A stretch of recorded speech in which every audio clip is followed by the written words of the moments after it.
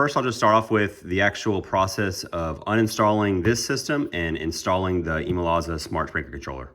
Very clean looking. I love the white and the design of the system. Certainly an upgrade visually over the current system that we have on the wall. Tip before we get started, you're gonna wanna test every zone of your system with your old controller. Like I mentioned before, this process of changing these out is super easy and we don't anticipate any issues.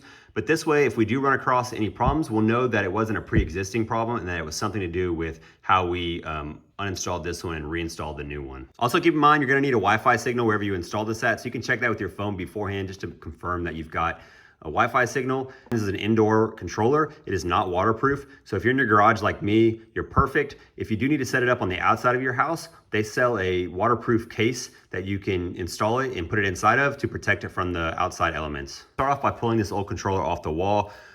Clearly you need to unplug it first. And then you're gonna wanna access where the wires are plugged in here. At this point in the process, I'd highly recommend taking a picture of your existing wiring in case you need to look back at it to see which wire went to which terminal on your existing controller. And then what we're gonna do is just one by one unscrew these terminals and pull out the wires. And then we'll use the labels that came with our new controller to label them. And that way, when we go to reinstall these, we know exactly where they go. If you're not an expert, you don't know what exactly each of these does or what their purpose is, the best thing you can do is just label them exactly how it says on your existing terminal, and then we'll match them up on the new controller.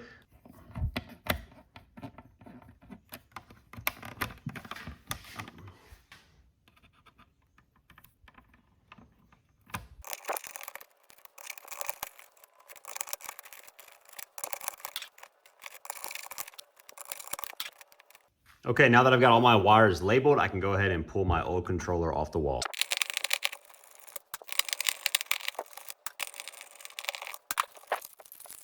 We need to get our new anchor holes in so we can mount our new controller. Luckily, ImoLaza provided some good tools for this. So they've got this mounting template here that matches up exactly with the mounting holes that you can see on the back of the controller. So if you can reuse existing holes, great. If not, you'll need to move this around and mark your new holes. A couple things you're gonna wanna check during this process. Number one is that you need to keep these bottom holes level with the ground. And then number two, wherever this gets mounted, you gotta remember if you're like me, you got this PVC pipe here, you wanna make it so that it's close enough to this so that these wires reach our new terminals, but obviously it can't be too low where this PVC pipe will run into the actual controller itself. For me personally, I'm gonna make 3 new mounting holes, so I'll go ahead and rip out these old anchors so that my new system can sit flush against the wall. Get a hold of it, the plastic anchor, and then just pulls right out.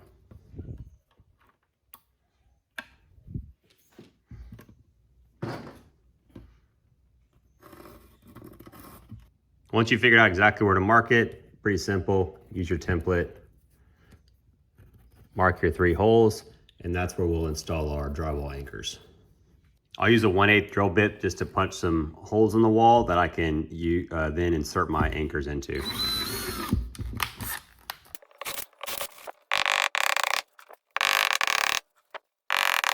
All right, with our new anchors in place, we're ready to mount our ImoLaza controller. And it's simple as taking the controller, getting the screws they provided. You can see I've got one already through there to help align it up, and then we'll just screw them into the anchors.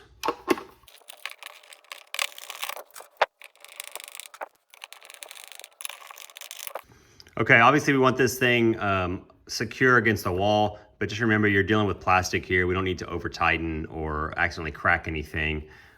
Just get it snug on there so it's firm and not moving it around anywhere, and that'll be good enough. Okay, now we'll go through the process of reattaching the wires. Again, you're gonna wanna reference that picture you took of your old controller as well as the labels that you put on the wires. Most likely, you're only gonna be replacing this COM one with the C and then these zone wires, right? So for me, I've only got 6 zones in my system, so I'll just stick to this left side that's got 8 options here. We'll just loosen up 1 screw at a time here. Then you'll insert the wire up into that slot, and then you'll tighten it to clamp down on that wire. And you'll just want to give it a little bit of kind of a tug to make sure that it's not loose and won't fall out on its own.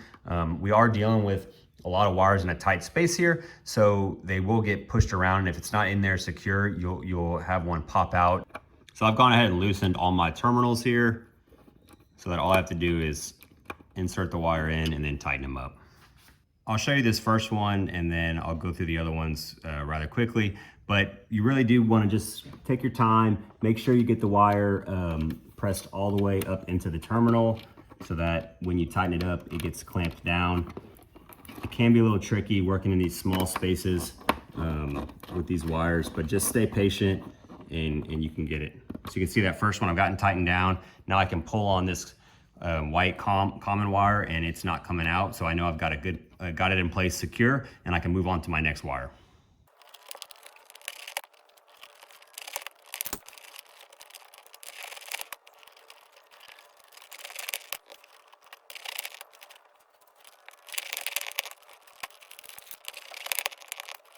Okay, we got all our wires connected and secure. I had enough flexibility in my wires that it was kind of not too bad for me.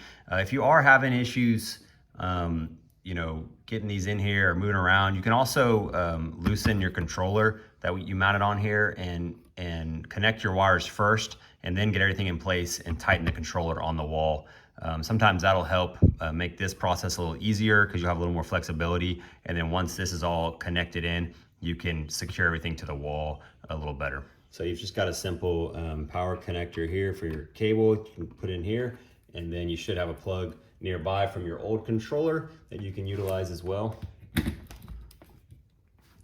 Okay, so when you first plug your controller in, you'll see this flashing green light. This just means that the system is looking to connect to the Wi-Fi. Obviously, we haven't set any of that up yet, so it's gonna continue to search for it, right? Let's just go through and make sure that our zones are working. So the way you do this is just by manually activating each zone.